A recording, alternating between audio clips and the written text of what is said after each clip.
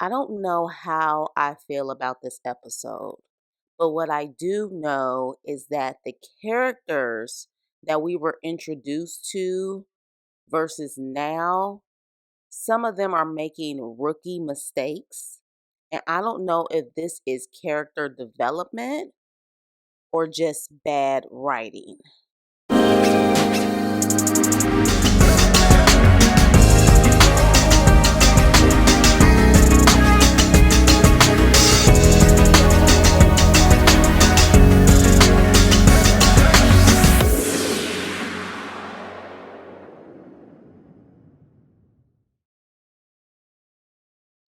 Hey, what's up and hello? This is the Chris Nicole giving you my views on life, love, and the world of entertainment through my eyes. And this is my review on Raising Kanan, Season 3, Episode 6, Into the Darkness. So we start off with Rock coming home and she parks in front of her house. And I'm wondering why, because that big ass house, it doesn't have a garage, maybe two garages, a driveway. Why are you parking in front of your house where people can easily have access to your car? But moving on. So all of a sudden, she gets a vicious knock on the door, and it's Pernessa.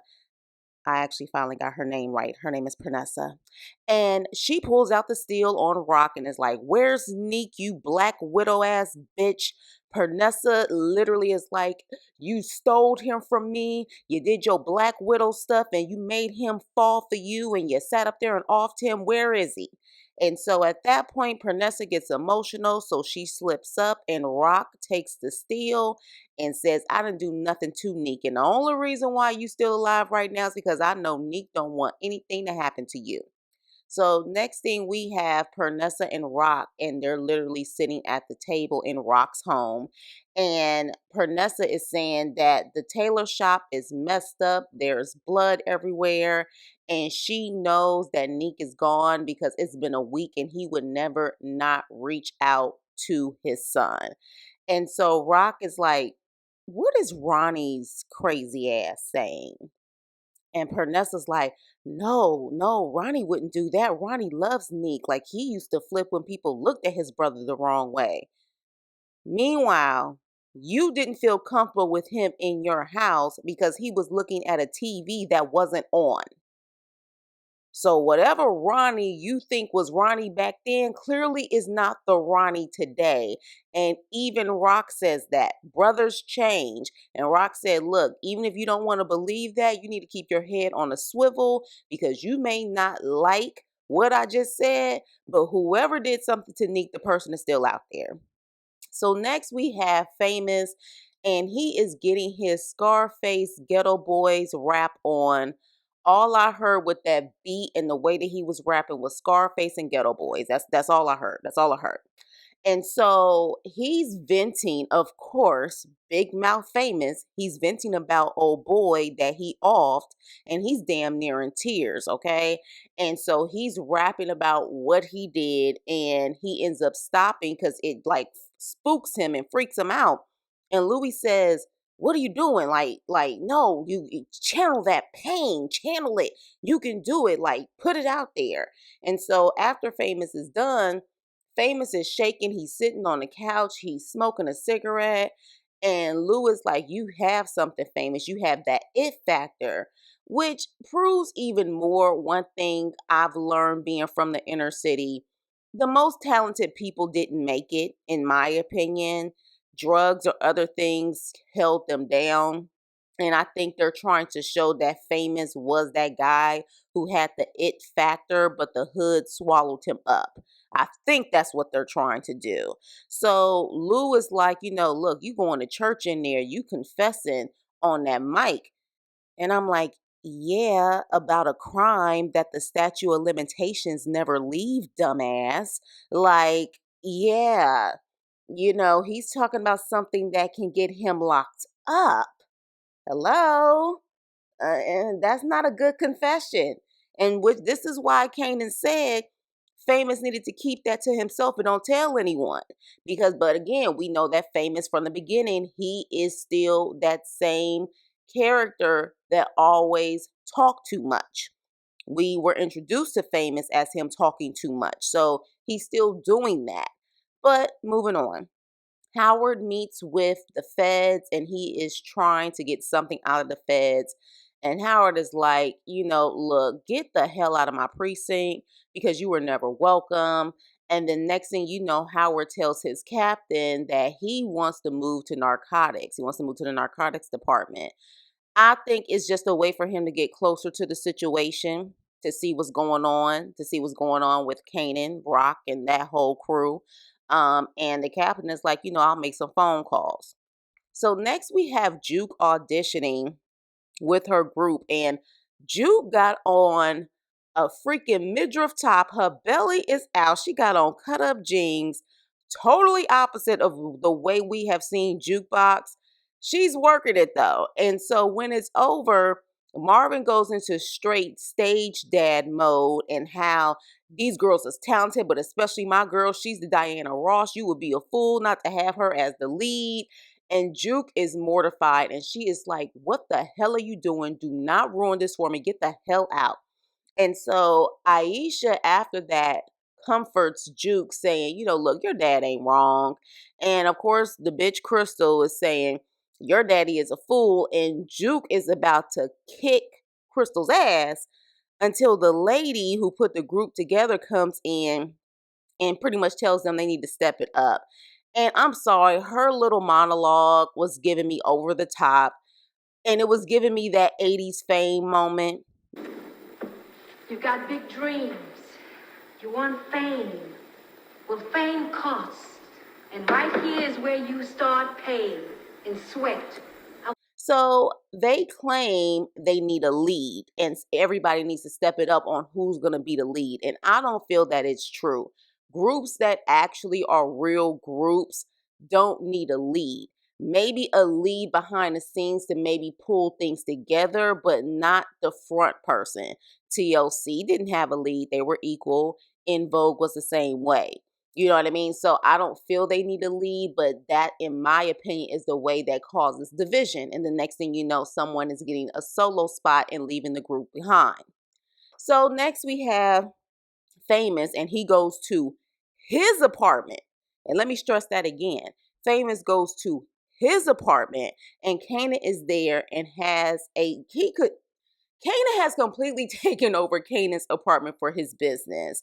And of course, he doesn't care about Famous coming in. He's just pretty much, Kanan's acting like he never cared for Famous at all whatsoever. And it's not ringing true to me, which again, this is why I said, if we're looking at how Kanan was from the beginning to now, I don't think this has been earned yet to where Kanan doesn't care about Famous. So Famous tells Kanan how the steel in his bag, Rock put it there.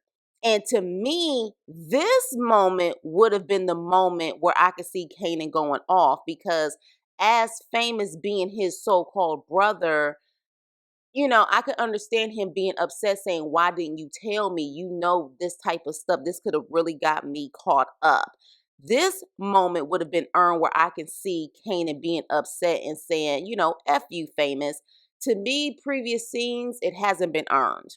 So at that point, Kanan kicks Famous out of his own apartment and pretty much says, I'm dangerous too. Like, at the end of the day, you sold me out. I'm dangerous too. I don't want to see you again. Now, what would you guys do in this situation if you were Famous? I mean, let's be clear. Rock is the black Griselda Blanco, or Blanca. I forgot what her name was, but y'all know who I'm talking about. The infamous Queen Pen. And pretty much Kanan is like the mini black Pablo Escobar coming up. Would you say something? Like, when you really think about it, he probably felt, especially because Famous clearly is not about that life, he felt he was between a rock and a hard place in that situation. So my question is, what would you guys do in that situation? Was he wrong for staying quiet? I don't know. Like, I feel like I could see both sides in a situation. Me being the friend that I am, I would have let my friend know, but I could understand how Famous felt terrified because Rock, of course, being bold enough to do that to her own son. What the hell would she do to Famous? You know what I'm saying? But with that being said, Famous Famous just has no fight in him. He just leaves. And I'm like, I think Kanan will respect him more if he at least said, you know what, F you, let's go, blow to blow, let's fight. I think he will respect him more, but Famous just allows things to happen to him. He just stands there, cries, and allows things to happen. And, I guess this is an example that everyone who's from the hood is not about that life. Even if that's the environment they were forced to be in, everyone is not a fighter. Everyone is not someone who is willing to stand up for themselves just because they're from the hood. So I think that's what they're trying to show with Famous. I think. But moving on. So Pernessa sees Ronnie taking all of Nick's jewelry. And if she didn't know at that moment that he had something to do with Nick disappearing, girl, you're next. Okay, take the hint, because I damn sure took the hint. Ronnie takes the stuff to Juliana and tells her that Neek is gone and they need to do business. And she says that this is only going to be between her and Ronnie, not her cousin, and no one else can know. And again, I am sorry. I am not understanding Juliana's character development. This lady was timid. She was scared of her own shadow. She literally was scared of flies. Now all of a sudden she's like this queen pin type of attitude where she feels like no one can move her or shake her. Something's not added up and it's just not believable. But moving on, Kanan goes to confront his mom about the steal in the book bag, and randomly the social worker pops up at the time that they are arguing. And she says, I want to speak to Kanan alone. And Rock, of course, is worried if Kanan is going to tell the social worker the truth, but he doesn't, which, in my opinion, yes, it does show. Because the reality is, if he did tell her the truth, it would also have a target on Kanan's back. But I also feel that at the same time, he knows, and everyone knows, at least the way we should think, hopefully, he still loves his mama and he knows that he loves his mom. So, despite the BS that she's doing, he still has this thing of protecting her. And so, this is why I honestly feel that in this scene, it still shows that there's love there, which is why in a later scene, this is why certain things don't make sense to me. But I'll talk about that later. So next, Kanan gets confronted by the legit delivery guy, Paul. And Paul is still upset, saying all of his delivery guys are gone, and mentions, what if I told the cops on you, Kanan? You're just a kid. And child, while they are talking, the boogeyman himself, Ronnie, is seeing the exchange between Paul and Kanan. So you know what that means. Paul is gone. All right. Let's just say RIP to Paul at this point. So Ronnie tells Kanan that he is having a party, and I'm like, what? Ronnie, the same Ronnie who literally looks like unalived in the eyes and literally doesn't even want people touching him. You having a party? Like, get the hell up out of here. But with that, he says, you have a party, I'm having a party, you will want to be there because everyone is going to be there. And so next we have Rock speaking to Howard about what does he know about Neek and Neek's disappearance. And Howard is like, why the hell do you even care? Your competition is out of the way, and if you're not in the business, why do you care about the players? But Howard does say, look, Neat gone. Like, that tailor shop was tore up. There's bone fragments and hair. It's violence all over that place. He is gone. And he's like, look, Neek, Dean, people dropping left and right. You think you next, Rock? And Rock is like, I'm not scared. I'm aware. Just like that partner of yours that you offed, she was scared. I'm aware. But lo and behold, when Rock was driving off, she looked scared like a mofo. So you ain't fooling no one, Rock. So moving on, Juke and Marvin have a scene about Marvin wanting Juke to teach him how to be a better father. And these scenes to me are special, which will make it more tragic when Marvin is unalived or he is in jail for the rest of his life. It's going to be one or the other, okay? He is going to be unalived or he's going to be in jail for the rest of his life, which is going to make it more tragic because I think he truly is showing that he's trying to be a good father. So Rock goes to talk to Lou at his place, and she says, she's there to give love and support. And what Lou doesn't realize is she was going to go to his opening, but of course she got the feds knocking at her door and she had to handle that and couldn't go to the opening. But Lou's not falling for what Rock is saying. And honestly, I don't blame him. And he's saying, look, maybe if I didn't allow you to use me, some of the people that I had to off will still be alive today. And Rock is like, some of those bodies are yours, which is true. Because that girl, Tessa, whatever her name was, in the studio, at the end of the day, I mean, I guess when it all boils down to it, he's trying to say she's the head person in the game, but no one told you to get into the game either. I haven't heard him saying that, you forced me into the game, but he was in the game, and because that was Big Sister, he pretty much did whatever she said to do. But at the end of the day, when you became a grown man, you did have your options. So at that point, Rock is apparently trying to mend the relationship, but Lou is like, F you. And Rock leaves. And of course, Lou drowns himself in a bottle to cope. And I don't really know if Rock is being genuine at this point because, again, we see later on that she's getting back into the game. So everything is strategic with her. Everything is a chess game for her. You just never know when she's being genuine about stuff. And that's the sad part. But Marvin meets with the snitch, Gerald, and then this random guy approaches Marvin.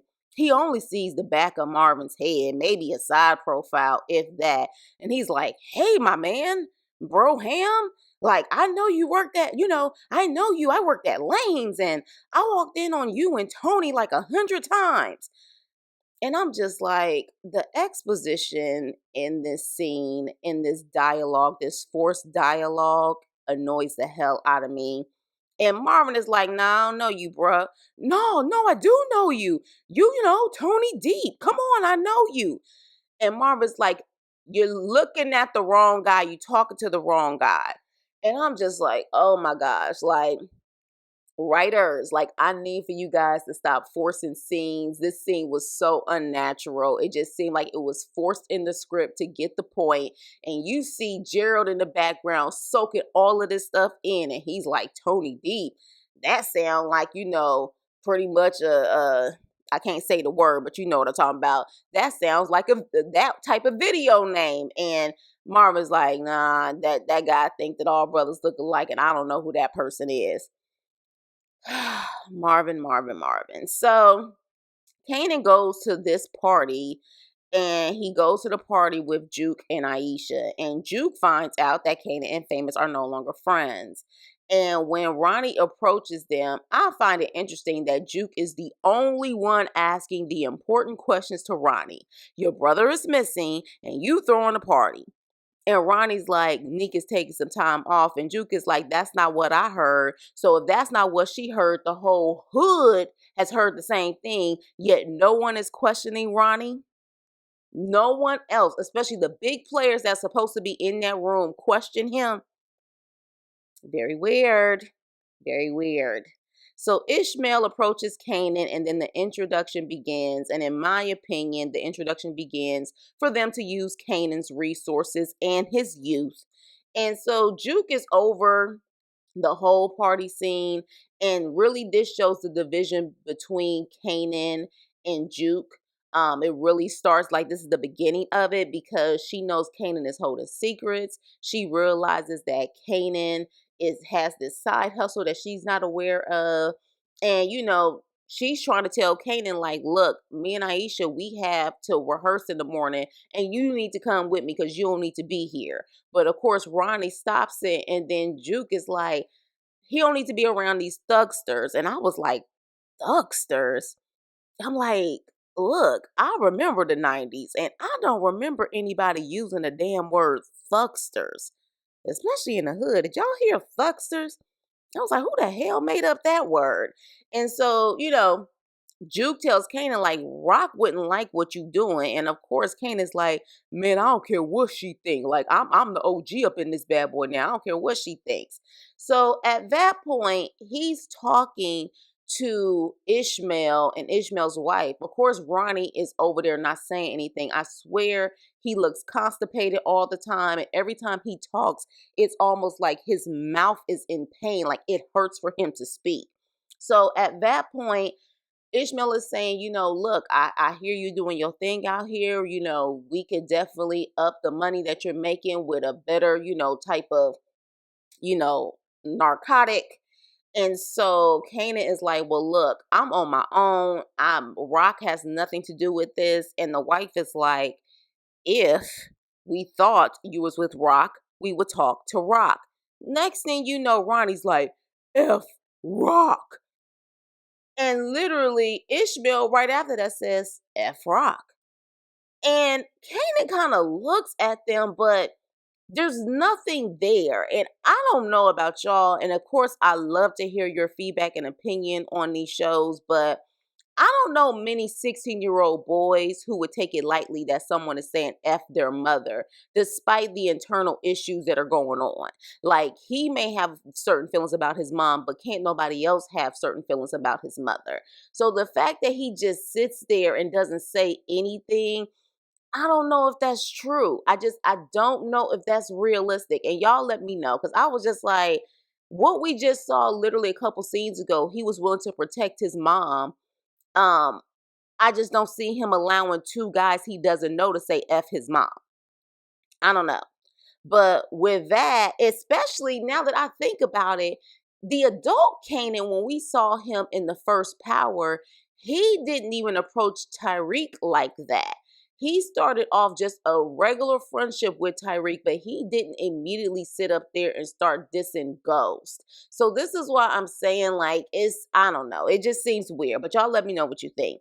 So at that point, they're taking a picture at the party, and it's like all the hustlers of Queens taking a picture.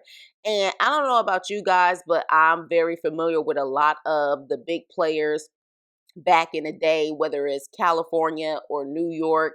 And that picture, especially with the guy with the sailor hat on, reminds me of Fat Cat. And you guys look him up if you don't know anything about Fat Cat. Fat Cat Queens. But literally, there was a guy in the party that had like that sailor hat. And it reminds me that they're trying to pay respect, I guess, to the guys who were the originators of the hustle in Queens. Maybe 50 has something to do with that, but I feel like that was kind of like a side-by-side comparison of pictures. So they pretty much tell Kanan to come in this picture, pretty much trying to say he's the up-and-coming guy. He's the next guy that's going to be out there. And so next thing you know, the next morning, I'm assuming, Ronnie is banging on Kanan's door, and literally Kanan opens up the door and Ronnie said, let's get to work. Like, let's start working. And I'm like, I mean, he didn't even tell you yes, you nutcase. Did we hear Kanan say, yes, all right, I'm down? He just knocking on his door like, let's get to work.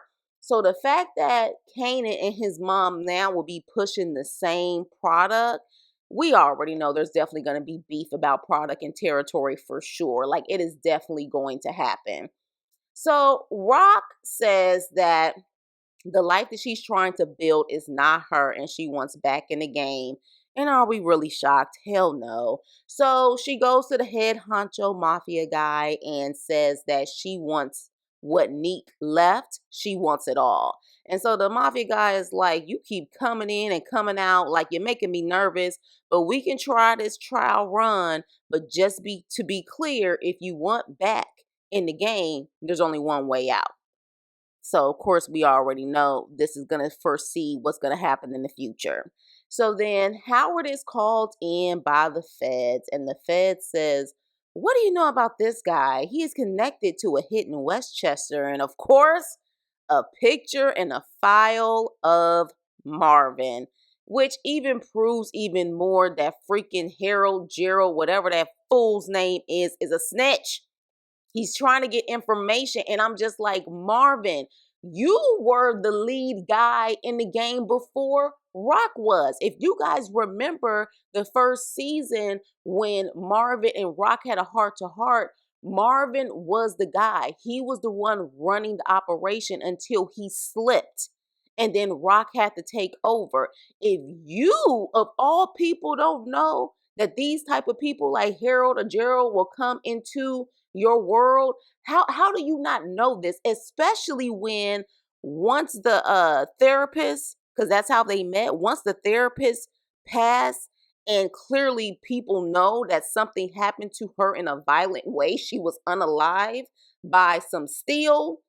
um I don't see how Marvin wouldn't think that somebody would try to come around and question what's going on. And this is why I'm saying this is rookie ish. And I don't know if it's rookie ish or I should just say rookie shit because of Marvin just slipping up because he's starting to have a heart, or the fact that the writing is just going downhill. I don't know, but I'm kind of getting annoyed because I'm like, this was my favorite power book. I don't like Power Book 2. Power Book 1 was okay until it started getting bad. I hope Raising Kanan is not following suit because I have really enjoyed this damn show. So we'll see, but it just doesn't ring true. Like Marvin, the hustler that he has been, his family is a family full of hustlers. He should always be thinking 10 steps ahead.